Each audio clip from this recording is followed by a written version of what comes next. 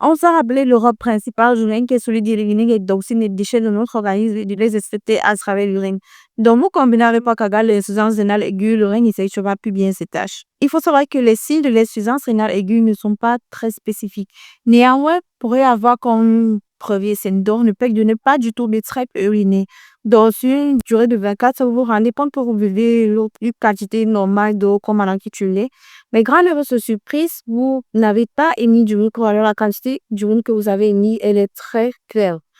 Ok, les ondes de signes sont une fonction des toxiques qui sont réabsorbés, qui sont stockés dans l'organisme ainsi que de la cause de votre lésion rénale aiguë.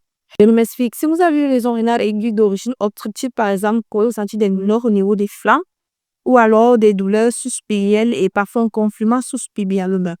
Maintenant, suite à l'accumulation des toxines, un excès d'eau et de sodium va faire en sorte que vous ayez des œdèmes, des gonflements au niveau des membres inférieurs ou alors au niveau du visage. Donc, si chaque matin vous vous réveillez, vous voyez comment vous avez un visage complet, ça doit vous alarmer d'une exploration de votre fonction rénale.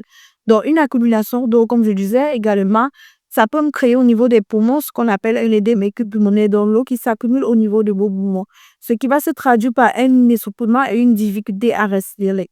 Une accumulation durée dans votre organisme vous donnera une fatigue de l'exercice.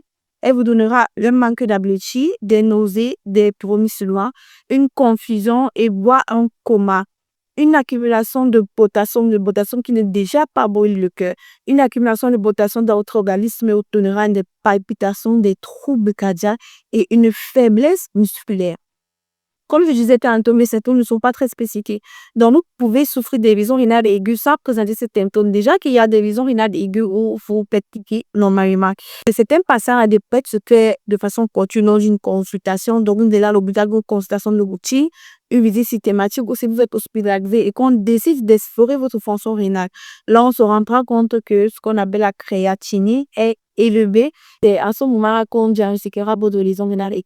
Donc, ce n'est pas parce que vous présentez aucun symptôme que vous souffrez à de lésion rénale aiguë, mais toutefois, il ne faut pas négliger les symptômes suscités. Donc, si vous présentez un des symptômes suscités ou si vous présentez les symptômes plus les suscités plus haut, il faut vous rendre au l'hôpital pour qu'on explore votre fonction rénale.